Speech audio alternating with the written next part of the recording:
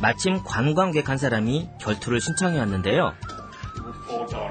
어린이들은 절대 따라하지 마세요. 중세 기사들도 계급에 따라 철갑의 종류가 달랐습니다. 제가 입었던 옷은 금속 링을 납작하게 눌러서 화살로부터 전신을 보호할 수 있도록 만들었는데요. 무겁지만 견고한 철갑이었던 것이죠.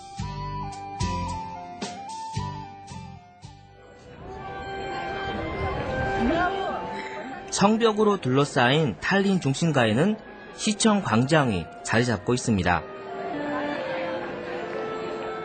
일단 성 안으로 들어온 사람들은 이곳을 통과하게 되어 있죠. 중세 건물에 둘러싸인 이 광장은 북유럽에서 가장 오래된 중세 광장이라고 합니다.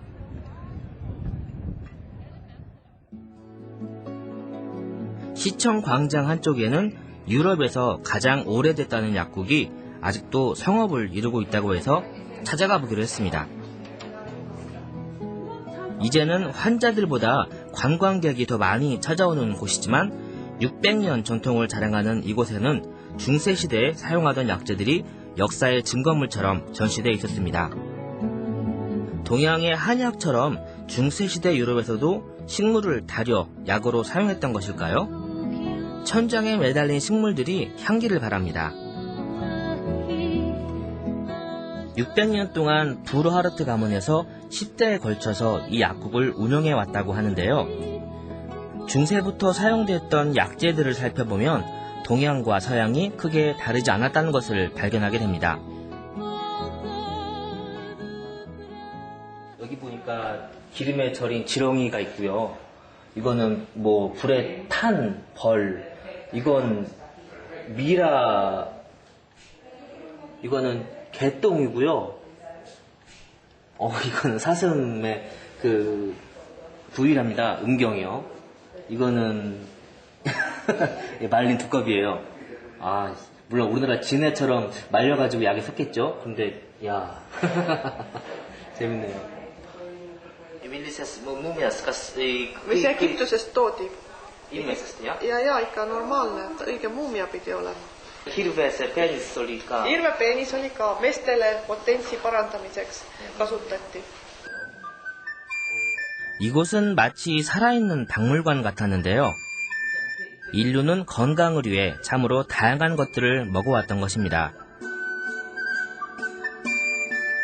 10대에 걸쳐 약국을 운영해 오는 동안 선조들은 다음 세대를 위해서 갖가지 기록들을 남겨놓기도 했는데요.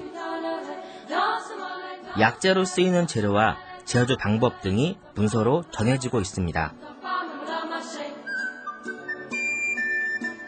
최근에는 보수공사를 하는 도중에 선조들이 남겨놓은 편지와 500주년을 축하하는 문서가 발견되기도 했는데요. 한 가문의 역사이자 유럽의 역사가 확인된 것입니다. 이곳에서 만들어진 약 중에는 마법의 힘을 가진 것들도 있다고 하는데요. 약사는 현재 이 약국에서 판매되는 약 중에서 가장 오래된 약을 소개해 주었습니다.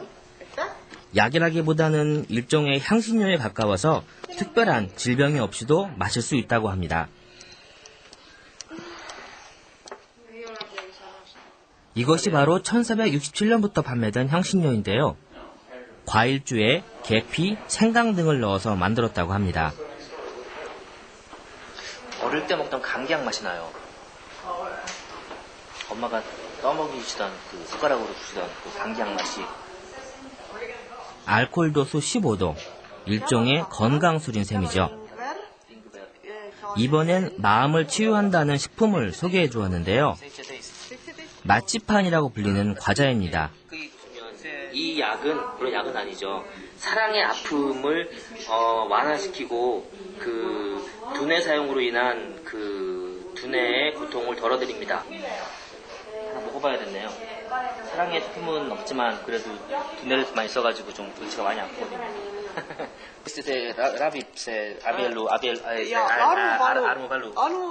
Armuvaluravi. Ühesõnaga, et kui te selle ära sööte, siis te tunnete ennast kohe paremini. Kui te olete. 정말 행복한 기분이 들까요? 잘 모르겠는데요. 나중에 여자한테 차이면 그때 다시 와볼래요. 좀 기분이 안 좋은 날하고 실현당한 날 그때 와서 봐야 될 것 같아요. 근데 맛은 참 좋았어요. 과자도 약이 될 수 있는 곳, 술이나 초콜릿이 그러하듯 이곳의 약은 마음을 위로하는 마법을 가지고 있었습니다.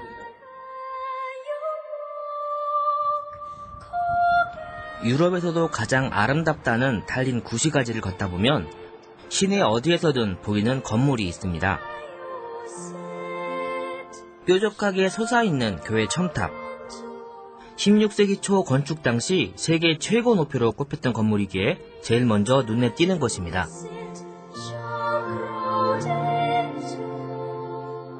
건축 당시 높이 159m의 성 올라프 교회. 이 건물을 한 번에 올려다보려면 고개를 뒤로 한참 젖혀야 합니다. 16세기 당시에 이렇게 높은 건물을 어떻게 지었던 것일까요?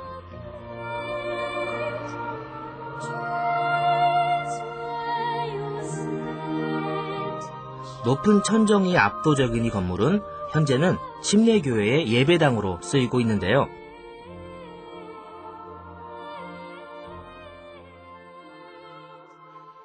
교회 첨탑 위로 올라가 보기로 했습니다. Kõik need astmed, see 258 astet on kõik siin. Selle peal saate siin välja tulla ja ümber torni ringi käia ja linna vaadata. 가장 높은 곳에서 탈린 시가지를 볼 수 있기 때문에 관광 명소가 되었습니다. I'm not counting. Easy. No problem. This way. Okay. 세계 최고 높이로 꼽혔던 첨탑 위에서 시내를 내려다보면 과연 어떤 풍경이 펼쳐질까요? 첨탑 등정에 나섰습니다. 현지 안내인은 258개의 계단을 오르려면 대략 10여 분이 걸린다고 했는데요. 계단은 생각보다 아주 가팔랐습니다.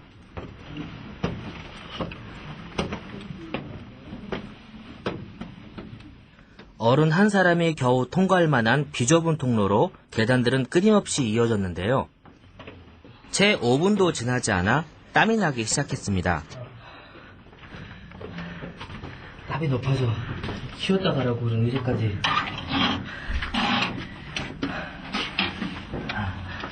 가쁜 숨을 몰아쉬며 잠시 쉬어가기로 했습니다.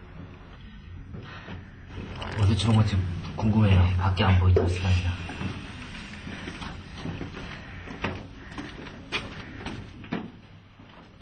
이 건물은 탈린 시내의 건축 고도를 결정하는 기준이 되기도 하는데요. 어떤 건물도 이보다 높게 지을 수는 없다고 합니다. 1500년 당시 이런 건물을 지었다는 것은 당시 탈린의 경제력과 기술력을 짐작해야 합니다. 10여 분 땀을 흘리고 나서야 정상에 도착할 수 있었는데요. 노력의 대가는 헛되지 않았습니다. 탈린 시내는 물론 저 멀리 바다까지 한눈에 들어왔습니다. 당시 이 건물은 탈린의 정치력과 위상을 드러내기 위한 것이었다고 합니다. 옛날에 이것이 한자 동맹 도시로 강성했을 때 서로 도시별로 이정표가 될 만한 높은 건물을 짓는 게 경쟁 같은 거였는데 이 건물은 탈린으로 들어오는 배들은 멀리에서 볼 수 있을 만한 그런 높은 건물이었다고 해요. 발트해를 바라보며 북유럽과 러시아를 연결하는 탈린은 한자 동맹이 맺어질 당시 독일 지배하에 있었습니다.